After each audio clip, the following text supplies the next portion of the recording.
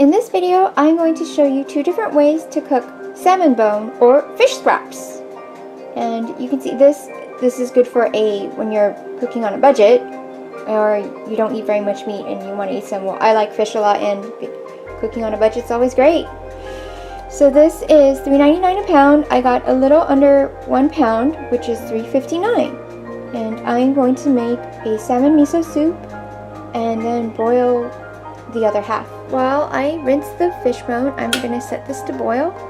I got this at Walmart for something around $10 and I love it because I drink a lot of tea and it makes cooking soup so much faster because it boils water really, really fast. Just lightly rinse it. Lightly rinse the fish. Put half of the fish bone in here. Let me get some meaty pieces. Let's see what looks meaty, like this. Okay, well, they're all kind of bony, but hey. Oh, this looks meaty.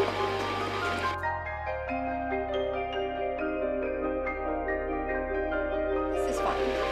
This looks good.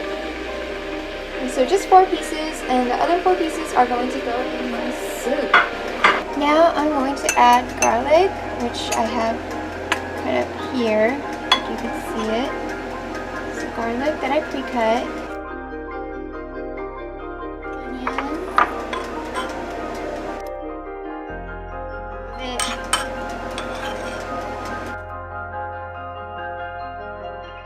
Grated the ginger. So I'm actually gonna put all the grated ginger in here and just drop the big piece in the soup.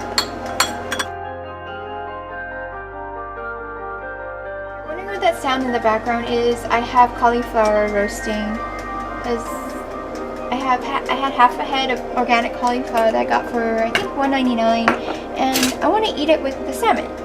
And I'm going to put some freshly ground pepper in. I got this online. It was called a spice grinder. I've actually seen people use this for something other than spices, so I'm like, oh, this is, if you guys know what it is, you can comment below. Talk about how you use it. Do you use it for spices or for alternative medicine? I use this for spices. Okay, okay, alright. So I grind it, grinds here, and then now we're gonna see how much I ground. Ooh, nice amount. I think that's enough. That's a lot of, that's more than enough pepper. I like my salmon really peppered flavored. And then we are going to rub this all over the salmon. Wow, we have more than enough spices. And since you don't hear the water boiling in the background, that means that water is done. So while I let this just marinate, I'm going to go ahead and prepare the soup. So I'm going to pour the water in from this thing. It's nice and hot. Turn the fire on while I'm doing this. That's enough water. And then remember that little piece of ginger here? Well, it's going to go in here. Here now. Along with whatever rest of the ginger scraps in here. And then I put my garlic. I'm making miso soup. Garlic is optional. I just really like garlic, so that's why it's going in here.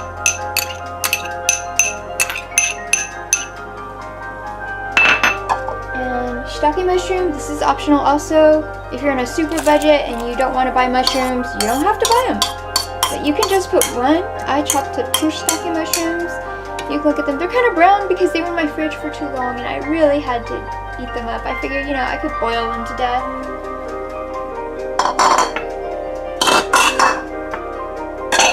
And I'm going to cover and wait for it to start boiling before I put the salmon in.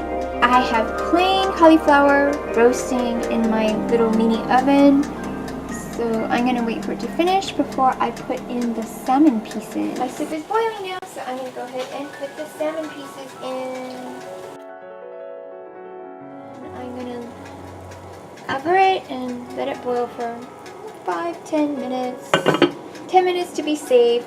Now what to do with this fish stuff?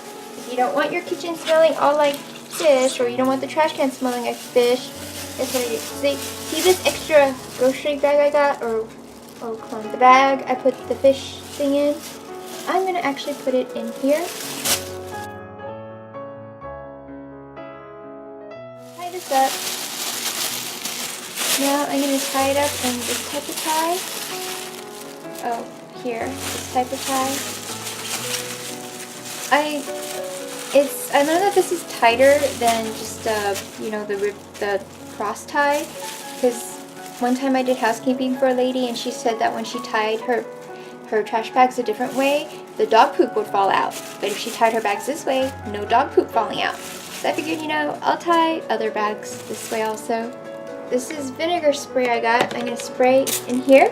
Spray everything with vinegar so it sanitizes and it gets rid of any smell.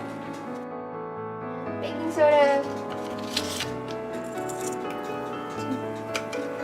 Cleaning even more effective. And I have this fell off. This was a sponge where the top. This is a sponge where the top. This is a sponge where the top fell off, and it's really good for cleaning. I think this cauliflower is kind of ready, so I am gonna. It's close enough to done. It's warm. I eat cauliflower raw, but this batch I wanted a little more cooked than raw, and I'm gonna go ahead and put the salmon bone in there. I'm thinking 20 minutes to half an hour, or until I stick a chopstick in there and it's fully cooked. So the salmon looks done. We're going to test it by just ripping it up and seeing if it's raw in the center. It is not raw. Okay, this is done. And then I can turn it off the heat, switch the heat off, and then put the dried seaweed or wakame and all the rest of the green onion, as well as the miso paste.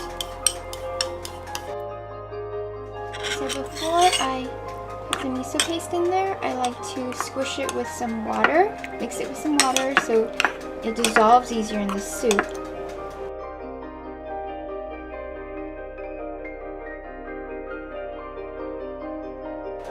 Once it's dissolved enough, I will pour it into the soup and mix it up.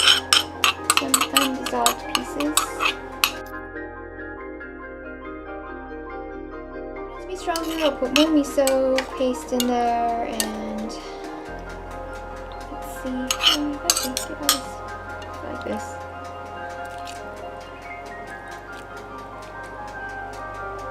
And we are done with this salmon miso soup. Fish looks done. Salmon bone looks done. I'm going to take a look at it right now. I already turned off the heat. The timer is going, and look at this, nice. And to make sure, I'm going to prick it with some chopsticks, and we're going to see. Okay, poke, poke, poke, poke. Fully cooked. Oh, there's this piece.